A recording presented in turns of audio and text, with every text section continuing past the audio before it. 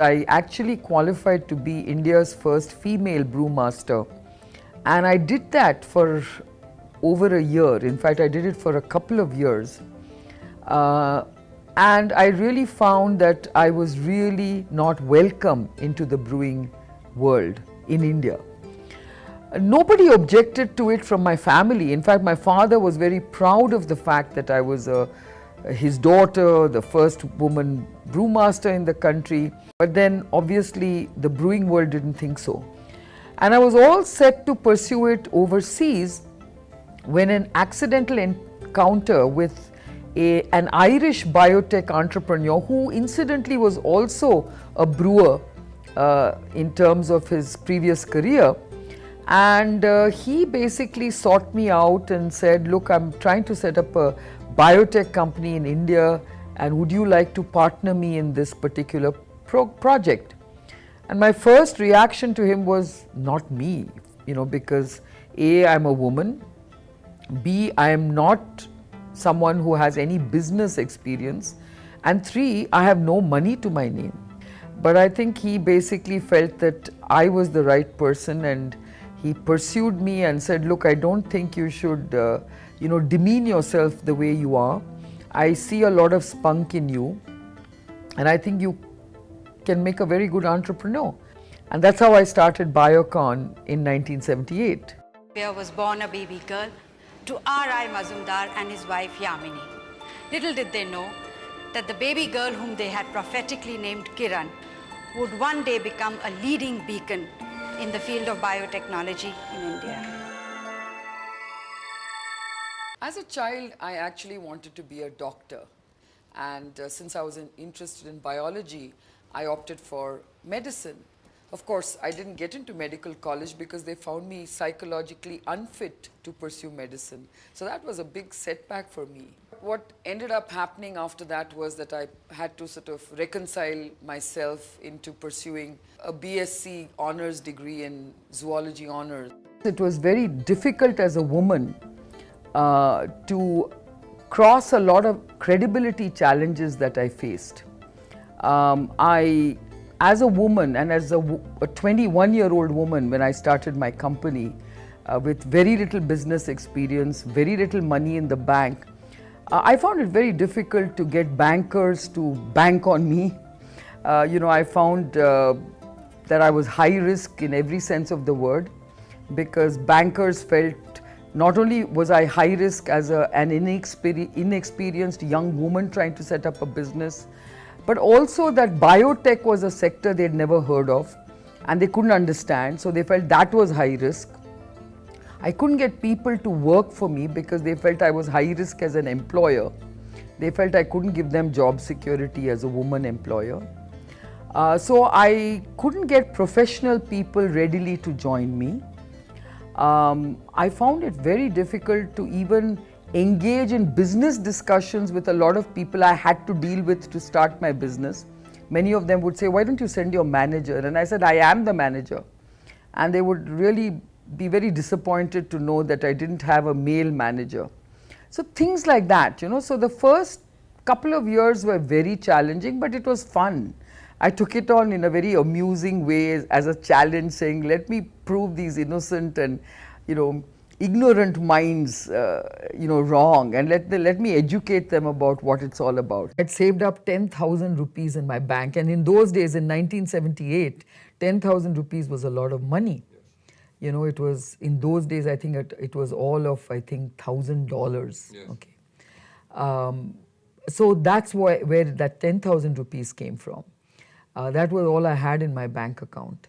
And the garage was the garage of my rented home, because that's all I could afford as an office. And in fact, that became quite a challenge for me as well, because when I wanted to interview people to whom I was potentially going to recruit, they would take one look at this garage and look at it in a very dubious way, saying, is this a company, which has an office in a garage? And so they would take one look at me and they would even assume I was the secretary. and say, hey, we have an interview with the managing director. And the moment I would say, that's me, I could see this crestfallen look on their faces, and they'd almost turn down my job immediately. And this is really your fortress. This is your manufacturing hub, a Biocon Park. Well, yes, it is. It's the largest biopharmaceutical biomanufacturing hub in India, which I think is something that we're very proud of. And it's totally indigenous. It's Absolutely. It's a startup. Absolutely. So it's not a foreign pharma company that came to India and set up something, or it's not a third generation thing. No, it's totally homegrown. Totally homegrown. And feels good? Feels wonderful because, this is the largest biopharmaceutical hub actually in Asia. It is home to about 7,000 scientists and technologists. And it is the only hub which has research and manufacturing together. I think every entrepreneur does have foolish courage, because that's how you start your business, thinking you can make a success despite all odds. When you embark on a journey, you become very resourceful. You make do with what's available. I really think entrepreneurs need to challenge themselves. Look at what everybody else is doing and do something completely different. Then you stand out, you stand apart. Well, because it's easy to kind of take low risks and copy what has worked for somebody else.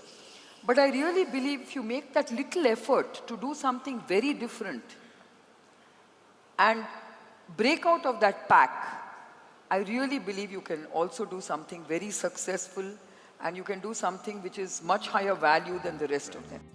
Kiran, we've talked about business, we've talked about your entrepreneurship and all of that. And now, this stage in your career, you're a major philanthropist, you've done a lot of things in the industry and outside. What would be your main focus? I really feel that when you reach this level of success in whatever you're doing, I think you've got to give back to society. So obviously, I am a philanthropist. I want to bring about change. I do believe that those of us who are very fortunate to really effect change should do it. And therefore, I believe that my philanthropy at the moment is about making a difference in healthcare. And therefore, I've set up a large cancer center called the Mazumdar Cancer Center, which I've partnered with another very eminent and legendary Dr. Devi Shetty. Yes, of course.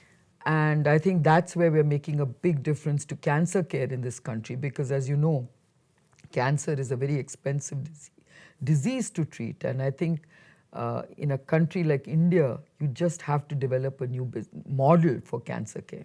So that's what I'm trying to do at the Mazumdar Cancer Center. I always say to young people, try not to be a job seeker.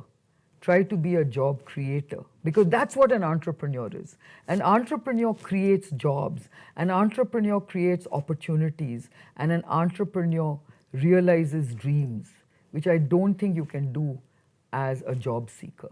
And I think that's what this country needs. This country is about jobs. I think when I listen to young people, everyone is looking for a job. And I tell people, don't look for a job. Create that job yourself, because that's what entrepreneurship can do for this country.